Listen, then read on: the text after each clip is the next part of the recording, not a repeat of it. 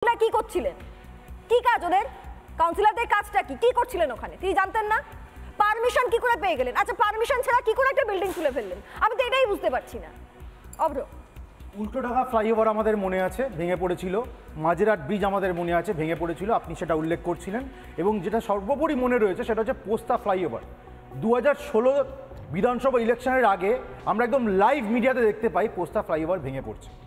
আমি একদম ক্যাটাগরিক্যালি একদম নিউজ পেপার রিপোর্ট কোট করে বলছি, পোস্তা ফ্লাইওভার ভেঙে পড়ার পর তৃণমূলের এমপি সুদীপ বন্দ্যোপাধ্যায় উনি মিডিয়াতে স্টেটমেন্ট দিয়েছিলেন যে তৃণমূলের গভর্নমেন্ট জানতো যে অত্যন্ত ফ্লফুল একটা প্ল্যান ছিল পোস্তা ফ্লাইওভারের, কিন্তু প্ল্যান ঠিক করার জন্য অনেক টাকা ব্যয় হবে বলে তৃণমূল সরকার কিছু করেনি।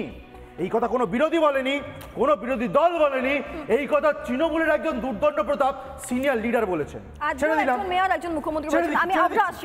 আমি আসছি অব্র। তবে তার আগে রাজ্যের বিরোধী দলনেতা শুভেন্দু অধিকারী তিনি এই বিল্ডিং কোলাপস হয়ে যাওয়া, এই বিল্ডিংটি ভেঙে পড়া নিয়ে এতগুলো মানুষের মৃত্যু দিয়ে কি বলেছেন একবার শুনে নিন, তারপরে আসছি। 12টাতে ঘটেছে ঘটনা, 1:13-তে আমি টুইট করেছি। কলকাতা পুলিশের ওই ডিজাস্টার ম্যানে ডিএমজি লেখা ছেলেগুলো ওদের কি ছিল? কোনো হাতে কোনো যন্ত্র নেই, ড্রিল নেই, কাটা নেই। এটা করতে পারলে গার্বেজের নিচে থাকা অনেককেই হয়তো বাঁচানো যেত, সবাইকে বাঁচানো নিয়ে আমি বলবো না, কিন্তু এগুলো রাত্রিবেলা ঘুমিয়ে থাকলে যা হয় তাই হয়েছে।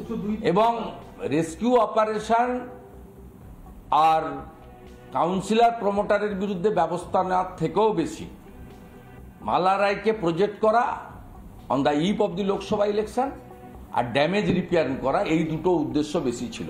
মাইক পৌঁছে গেছিল, কিন্তু ওই চাঙ্গড়কে কাটার জন্য ড্রিল পৌঁছায়নি, ইলেকট্রিক ড্রিল, সে অনেক বেলায় পৌঁছেছে। শুনলাম শুভেন্দু অধিকারীর বক্তব্য। আমি অভ্রের কাছে ছিলাম, তিনি অবশ্য আরও কিছু তথ্য দিয়েছেন, যেমন কত জলাভূমি বোঝানো হয়েছে বেআইনিভাবে, এই একটি তথ্য শুভেন্দু অধিকারী দিয়েছিলেন। অভ্র, তুমি বলছিলে, হ্যাঁ বলে নাও। হাইকোর্টে 2023 ডিসেম্বরে একটা অর্ডার আসে, অর্ডারে কলকাতা মিউনিসিপ্যাল কর্পোরেশনকে 1 লাখ টাকা জরিমানা করা হয়, কারণ জলাজমি বুঝিয়ে ইল্লিগাল বিল্ডিং করা হচ্ছিল। এবং সেই কেসে আমাদের রাজ্য সরকার, এই তৃণমূল পরিচালিত রাজ্য সরকার পরিসংখ্যান দিতে বাধ্য হয়েছিল, এবং তারা পরিসংখ্যান দিয়েছে বিগত কয়েক বছরে আপ টু 2021 4222টা এই ধরনের জলাজমি ভরাট করে ইল্লিগাল কনস্ট্রাকশন করা হয়েছে আমাদের এই কলকাতার বুকে। ভাবুন দর্শক বন্ধুরা, আপনারা কোন জায়গায় গেছে এদের নির্লজ্জতা এবং বেআইনি কার্যকলাপ। শুধু তাই নয়, আবার 2023 ডিসেম্বরে আমরা অদ্ভুত জিনিস দেখলাম। ক্যালকাটা মিউনিসিপ্যাল কর্পোরেশন কি করলো? একটা নতুন আইন আনলো, আমি সেটাও কপিটা নিয়ে এসেছি সঙ্গে, নিউজ পেপারও সেটা রিপোর্টেড হয়েছে, কি যে 5000 স্কোয়ার ফিট অব্দি আপনারা যদি কেউ বিল্ডিং বানান, কোনো প্রমোটার যদি বিল্ডিং বানায়, আগে থেকে প্ল্যান স্যাংশন করার কোনো প্রয়োজন নেই। এলবিএস দিয়ে প্ল্যান বানিয়ে নিজেরা বিল্ডিং বানানো শুরু করে দেবে, ভিতরে যাবে, সব হয়ে যাবে। তারপর 6 মাসের মধ্যে নাকি কেএমসির অফিসাররা এসে দেখে যাবে, একটু ঘাড় ফাড় নাড়িয়ে যাবে, হাত পাত নেড়ে যাবে, তারপর বিল্ডিং যেমনি ইলিগালি উঠছিল সেমনি যেরকমভাবে পারবে উঠে যাবে। অবস্থা ভাবুন, প্রাতিষ্ঠানিক রূপ দিয়েছে দুর্নীতিকে এই তৃণমূল পরিচালিত কেএমসি। খালি তাই না, আমি বলবো এই পরিস্থিতিতে আপনাদেরকে বুঝতে হবে, একের পর এক ঘটনা, একের পর এক, তাও কোনো শিক্ষা নেওয়া হয়নি। আজকে বলা হচ্ছে এক্সগ্রাসিয়া 5 লক্ষ টাকা, 1 লক্ষ টাকা, এরম করে একের পর এক নরবলি নিয়ে প্রাণের দাম ধার্য করছে এই রাজ্য সরকার। আজকে কতটা নির্লজ্জতার পর্যায়ে পৌঁছে গেছে দেখুন। এদেরকে বলা হচ্ছে, মানে মানুষদেরকে বলা হচ্ছে যে ব্যান্ডেজ বিধেও গেছেন মুখ্যমন্ত্রী। আরে কিছু জনের প্রাণ চলে গেল, শিশুদের প্রাণ চলে গেল, তারপর কি পরিস্থিতি সেটা ম্যাটার করে না। যদি বিশৃঙ্খলাটা নাই হতো, আইনটা যদি মানাই হতো, তাহলে ব্যান্ডেজ বাঁধা অবস্থায় মুখ্যমন্ত্রী উদ্যোগ করতো না। আরেকটা জিনিস, কতগুলো মানুষও মরতো না। আরেকটা জিনিস, আমাদের কাউন্সিলররা কত টাকা ভাতা পায়? 10-12 হাজার টাকা টেনে টুনে। ওই লোকাল কাউন্সিলরের কত প্রপার্টি দেখুন, গাড়ির পর গাড়ি, কোটি কোটি টাকার গাড়ি, কোথা থেকে আসছে এই টাকা? আর ওটা মেয়র ববি হাকিমের নিজস্ব এরিয়া, উনি কিচ্ছু জানতেন না।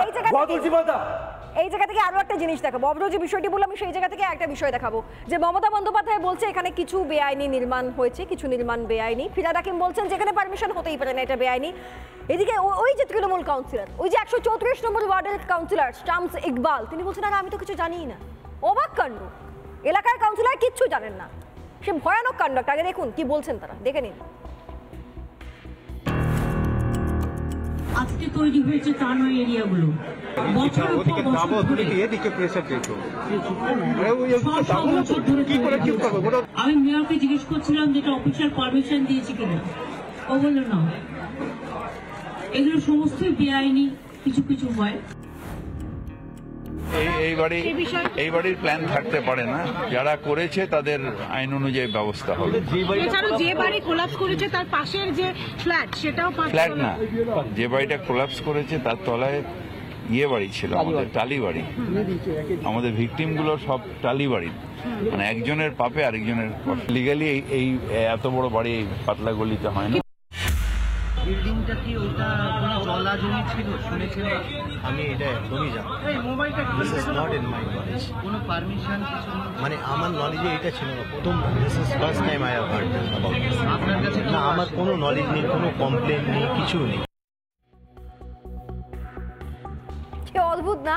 মেয়র বলছেন এটা বেআইনি, রাজ্যের মুখ্যমন্ত্রী বলছেন এটা বেআইনি, লোকাল কাউন্সিলর বলছেন আচ্ছা আমি তো কিছু জানতামই না, আমি কিছুই জানতাম না।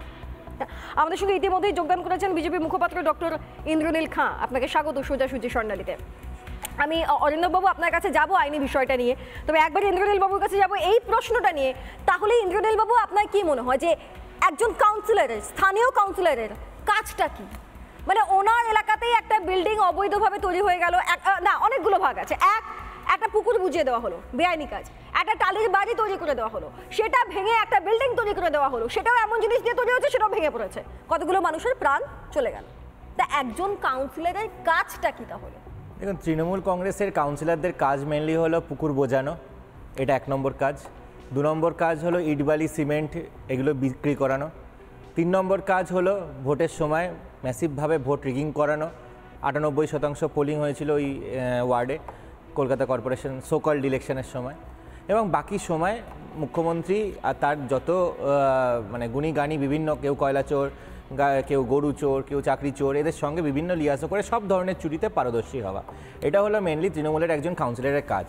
কিন্তু এলাকায় কোথায় যে মানুষ কিভাবে সুরক্ষিত থাকবে, মানুষের কি করে সিভিক অ্যামিনিটিসগুলো দেওয়া হবে, মানুষকে কি করে সেফ বিল্ডিংস, কি করে রাস্তাঘাট চওড়া করা যাবে, সেই বিষয়গুলোর দিকে কোনো নজরদারি থাকে না। এবং স্বয়ং ভোট দিয়ে আনার কারণটা কি?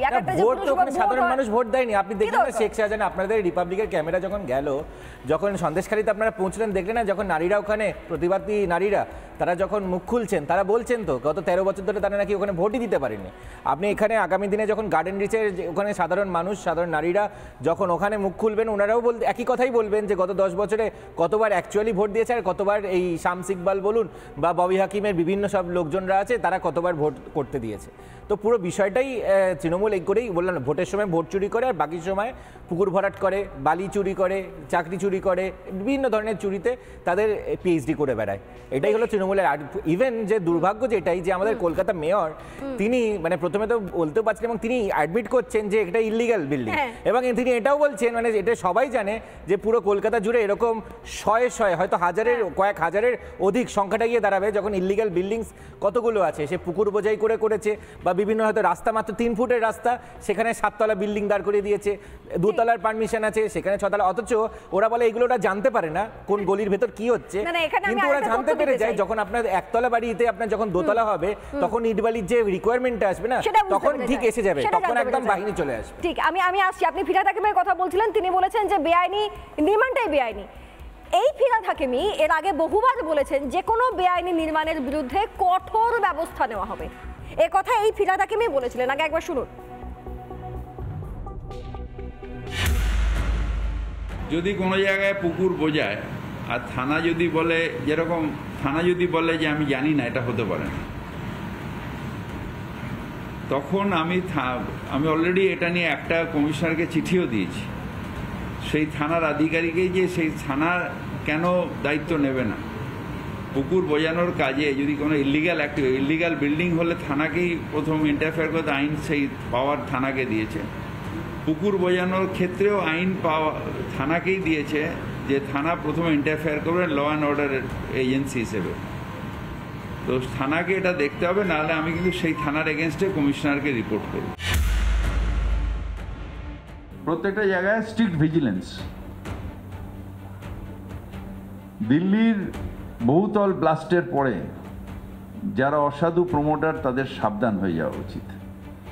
তার কারণ যখন সুপ্রিম কোর্টের অর্ডারে ওটা হয়েছে তাহলে এখানেও কিন্তু হতে পারে। সুতরাং অসাধু প্রমোটিং বন্ধ করার জন্য আমরা বিল্ডিং ডিপার্টমেন্টের ভিজিলেন্স বাড়াবো।